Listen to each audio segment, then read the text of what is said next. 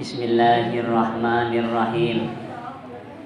Assalamualaikum warahmatullahi wabarakatuh. Waalaikumsalam warahmatullahi wabarakatuh. Alhamdulillahilladzi khalaqa sab'a samawatin tibaqa. Nasyhadu an la ilaha illallah wa nasyhadu anna Muhammadan abduhu wa rasuluh.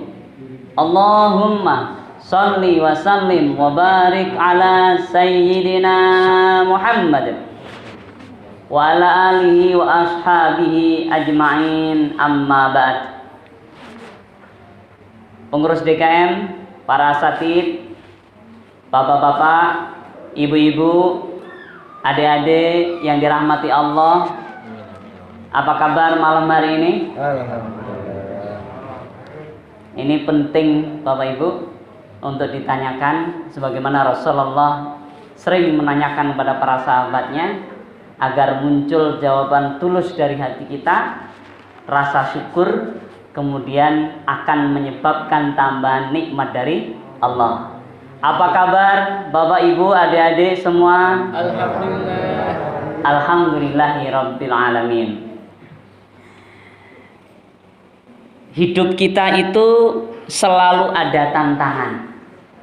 Termasuk salah satu tantangan saya sebagai seorang pembicara dimanapun, itu selalu ditantang apa yang baru, apa yang sekiranya bermanfaat, apa yang sekiranya belum didapat.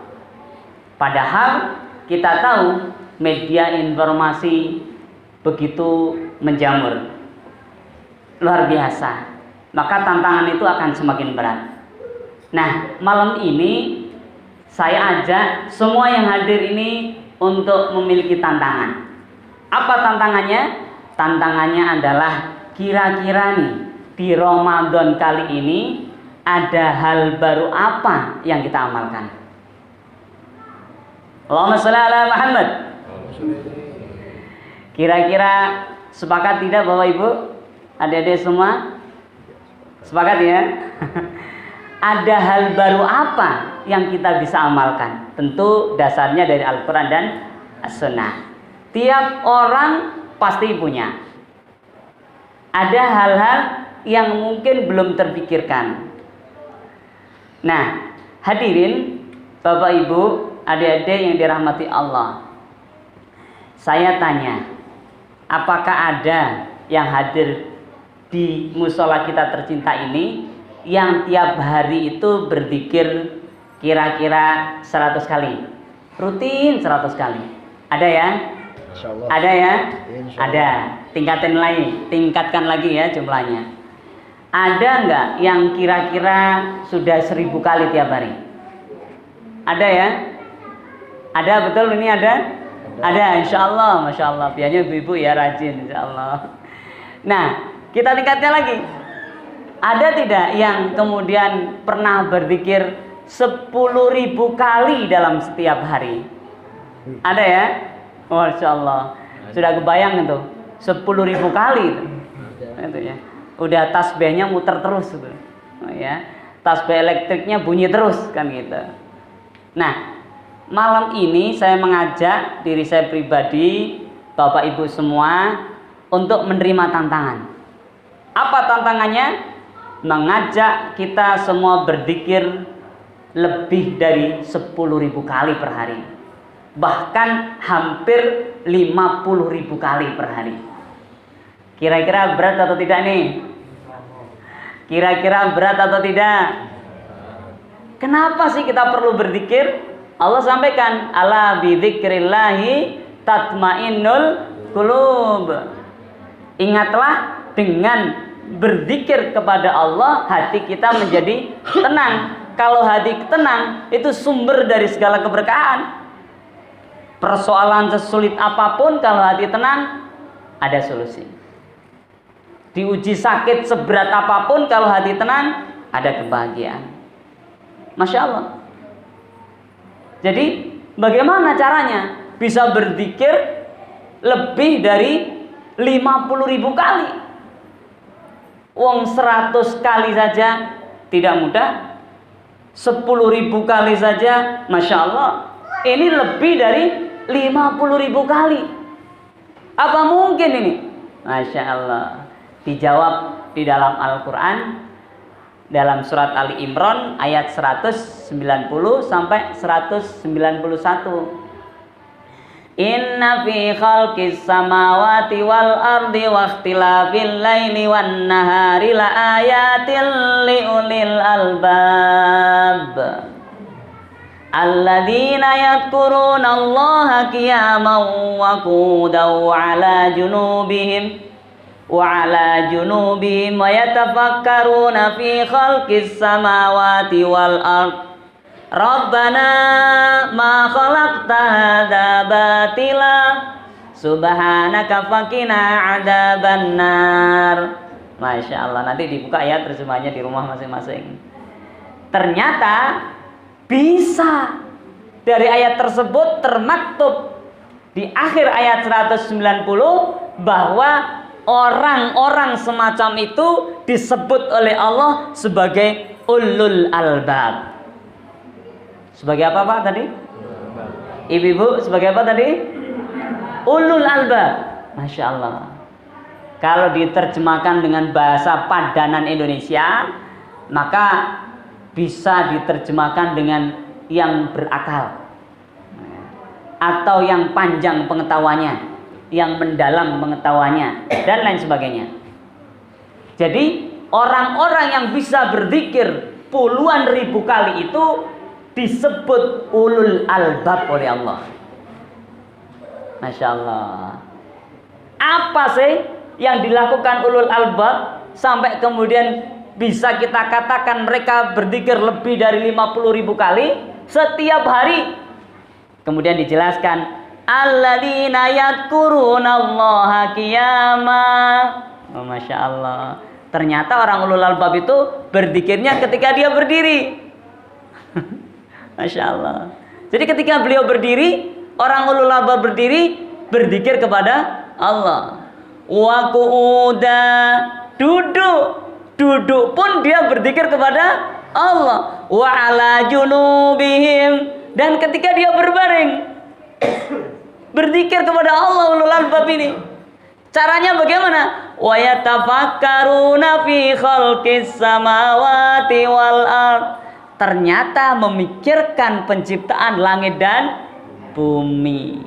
Kalau kita bicara langit dan bumi, itu artinya adalah apa juga yang terjadi di antara langit dan bumi, termasuk terjadi dalam diri pribadi kita masing-masing. Takdir yang kita rasakan, perasaan yang kita alami, peristiwa yang kita bisa indra dengan panca indera kita, semuanya itu harus mengantarkan kepada zikrullah kalau kita ingin menjadi ulul albab. Masya Allah.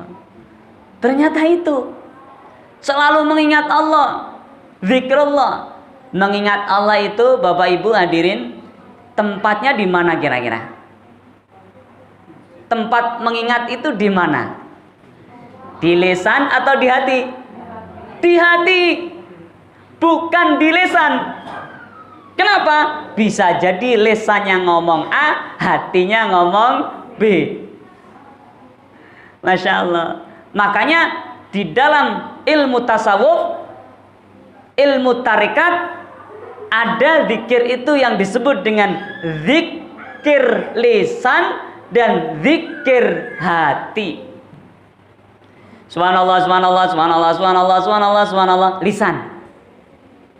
Tapi nggak pakai ucapan, tapi hati kita terus ingat Allah, memikirkan ciptaan Allah, melihat berbagai macam fenomena yang ada sebagai bentuk dari kebesaran Allah, maka itu namanya berzikir. Masya Allah. Ya. Bapak Ibu hadirin, as'adakumullah.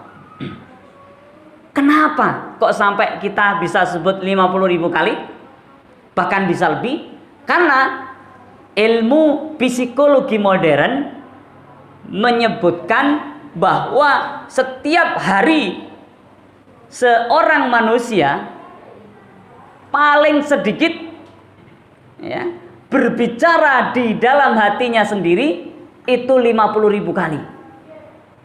Saya ulang. Setiap manusia berbicara sendiri di dalam hatinya paling sedikit 50.000 kali. Dari bangun tidur sampai tidur lagi. Masya Allah.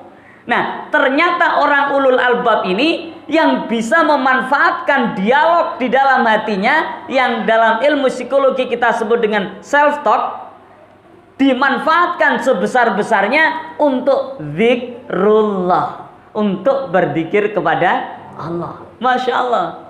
Masya Allah. Nah, itu teorinya begitu Bapak Ibu. Lalu prakteknya bagaimana? Biar mudah, Rasulullah Muhammad sallallahu alaihi wasallam menyampaikan, "Ma min 'abdin muslimin yad'u li akhihi bi dhahril ghaib illa qalal malaku walaka bimithlin." Tidak ada seorang hamba muslim yang mendoakan saudaranya atau orang yang ada di sekitarnya, siapapun yang dipikirkannya, tanpa sepengetahuan dia orang yang didoakan tersebut, kecuali seorang malaikat akan mendatanginya kemudian mengatakan, walaka bimithlin, bagimu juga dapat doa yang sama.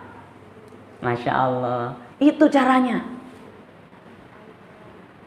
Gimana tadi caranya? Mendoakan setiap orang yang kita lihat tanpa mengucap sepatah kata pun. Kenapa? Kalau kita mengucap nanti dia jadi tahu. Karena Rasulullah menyampaikan, "Ma min 'abdin muslimin yad'u li akhi bi dzaril ghaib illa qala al malak wa laka bimithlin." Orang yang kita doakan enggak perlu tahu bahwa kita sedang mendoakan dia. Dan ketika kita mendoakan orang lain, itu zikir. Jadi gampang. Kita lihat fenomena apapun langsung, Pak, Bu, didoakan. Bahkan teringat orang nih, teringat ayah kita yang sudah almarhum, langsung bacakan Fatihah, kirimkan ke beliau. Ingat teman kita yang mungkin kabarnya kurang baik, doakan. Ingat orang-orang yang membenci kita, doakan kebaikan. Jangan dibalik, doanya hanya untuk orang-orang yang baik, yang berbuat baik kepada kita. Salah. Semua orang, karena semua orang itu makhluknya Allah Subhanahu wa ta'ala. Insya Allah kalau ini kita lakukan, maka kita masuk dalam golongan ulul albab yang selalu qiyaman berdiri, qu'udan duduk, wa yatajannab dan berbaring, selalu berzikir kepada Allah. Kenapa? Karena mengaitkan setiap peristiwa, setiap apa yang dirasakan di dalam kolbunya dengan Allah Subhanahu wa ta'ala, dan menjadikan itu lahan untuk berdoa. Apa kata Syekh Ibnu Taimiyah? Beliau mengatakan, inna aslat du'ai minal qalbi wal lisan tabi'un lil qalbi.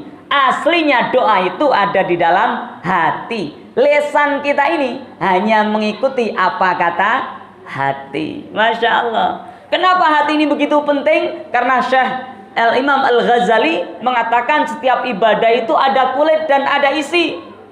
Ada orang yang terjebak di kulit saja, sholat, puasa, zakat, lupa isi. Tapi ada orang yang main isi saja, yang penting aku baik, yang penting aku nggak nyakitin orang, tapi lupa kulit, nggak mau sholat, nggak mau puasa.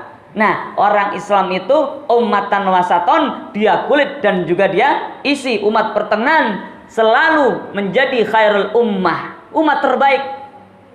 Makanya semuanya didapat, semuanya dilakukan, dan akan mendapatkan kebahagiaan manakala kita menjalankannya.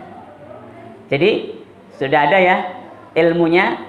Insya Allah kita berdoa malam ini, Bapak Ibu, adik-adik semuanya, agar Allah berikan keistiqomahan pada kita untuk menjadikan apa yang kita lihat, yang kita dengar, yang kita rasa, yang kita batin sebagai alat untuk berdoa kepada Allah Subhanahu wa ta'ala. Siapapun yang kita doakan tidak perlu kita kasih tahu dia, karena kalau kita kasih tahu dia, malaikat nggak jadi datang doakan kita.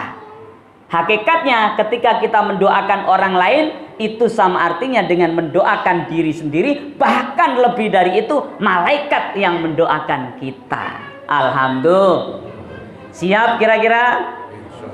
Siap kira-kira? Insya Allah siap ya. Jadi mulai sekarang jangan ada benci, jangan ada dendam. Memang sulit, tapi bukan berarti tidak bisa. Itulah yang dilakukan Rasulullah. Kita doakan setiap orang yang membenci, yang menyayangi, yang punya utang, yang semuanya kita doakan, ya, dengan doa-doa kebaikan. Insya Allah, semoga Ramadan kali ini bernilai pahala yang berlipat karena setiap gerakan hati kita menjadi lumbung-lumbung pahala. Jazakumullah. Billahi taufiq wal hidayah. Assalamualaikum warahmatullahi wabarakatuh. Waalaikumsalam warahmatullahi wabarakatuh. Demikian tadi